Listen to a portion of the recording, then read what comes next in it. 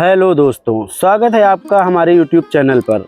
जिनका रूप अति शांतमय है, जो शेषनाग की सैया पर शयन करते हैं, जिनकी भूमि से कमल निकलता है, जो गगन के समान हर जगह व्याप्त हैं, वो भय का नाश करते हैं। श्री हरि विष्णु समस्त जगत के आधार हैं। बैकुंठ लोक के स्वामी श्री हरि विष्णु धरती के कल्याण के लिए भारतवर्ष की भूमि पर वास करते हैं।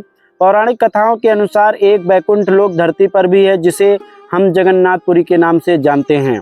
आषाढ़ माह के गवान जगन्नाथ की यात्रा निकाली जाती है।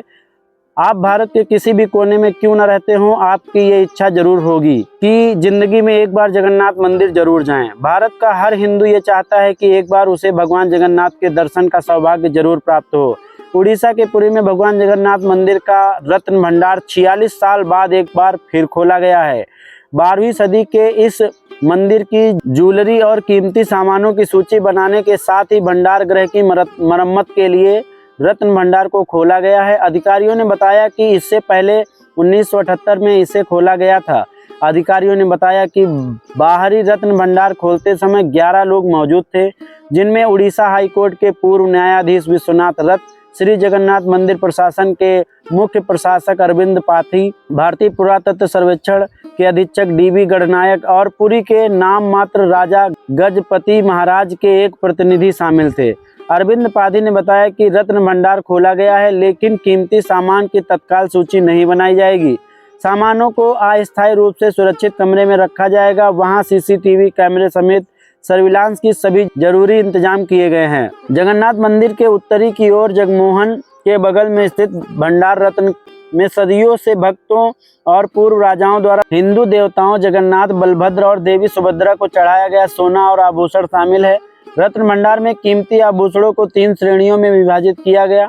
भीतर भंडार में रखे गए आभूषण जिनका कभी उपयोग नहीं किया जाता है, वे जो बाहर भंडार में रखे जाते हैं उन्हें दैनिक उपयोग में किया जाता है, और जो प्रमुख त्योहारों और विशेष अवसरों के लिए उपयोग किए जाते हैं। 12वीं सदी के इस मंदिर के रत्न भंडार को पहली बार 1905 में ब्रिटिश प्रशासन द्वारा निरीक्षण के लिए खोला गया था। दी प्रिंट की रिपोर्ट के अनुसार इसका आविष्कार 1926 में किया गया था। आखिरी सूची 1978 में तत्कालीन उड़ीसा के राज्यपाल भागवत दयाल शर्मा की अध्यक्षता में एक पैनल की देखरेख में की गई थी। रत्न भंडार में सोने के आभूषणों और अन्य कीमती सामानों की एक विस्तृत सूची तैयार की गई थी। उस समय यह संपूर्ण अभ्यास लगभग 70 दिन में पूरा किया गया था। साल 2018 में पता चला कि रत्न भंडार की चाबियां खो गई हैं। विपक्षी भाजपा और कांग्रेस ने इस मुद्दे पर नवीन पटनायक सरकार पर हमला किया। तत्कालीन उड़ीसा सीएम के न्यायिक जांच का आदेश दिया और सेवानिवृत्त उच्च न्यायालय के न्यायाधीश न्यायमूर्ति रघुवीर दास के नेतृत्व वाली समिति ने उस वर्ष नवंबर में राज्य सरकार को अपना 324 पेज की रिपोर्ट सौंपी। रिपोर्ट के निष्कर्ष अभी जनता के सामने नहीं आए। इस साल उड़ीसा में एक साथ होने वाले लोकसभा और विधानसभा चुनाव के लिए चुनाव प्रचार के दौरान प्रधानमंत्री नरेंद्र मोदी ने लापता चाबियों का मुद्दा उठाया था। कटक में एक सार्वजनिक बैठक में उन्होंने पटनायक सरकार पर निशाना साधते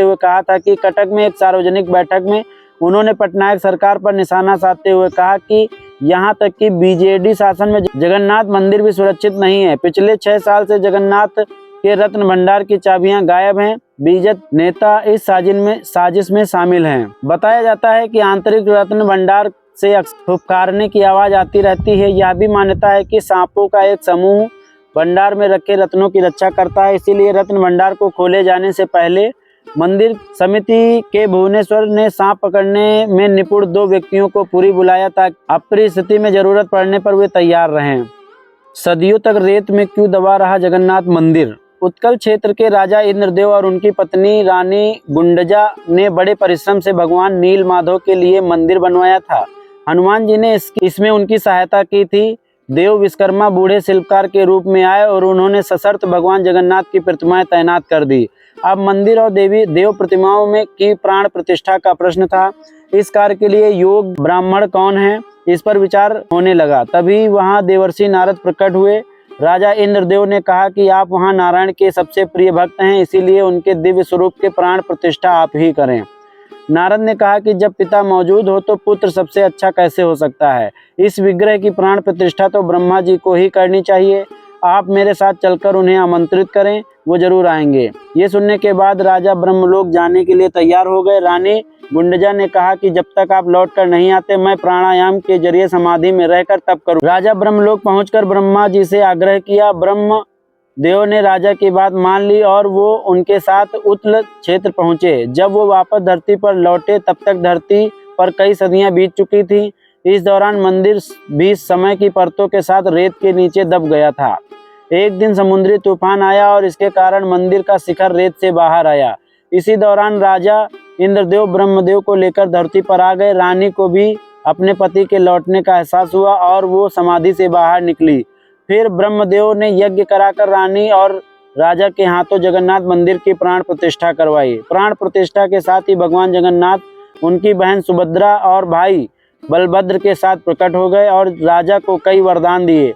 रानी की ओर मुड़ते हुए कहा कि जिस स्थान पर आपने तपस्या की वहाँ गुंडजा मंदिर होगा। हम 3 भाई बहन आपके साथ आया करेंगे और संसार इसी रथ यात्रा के तौर पर जानेगा।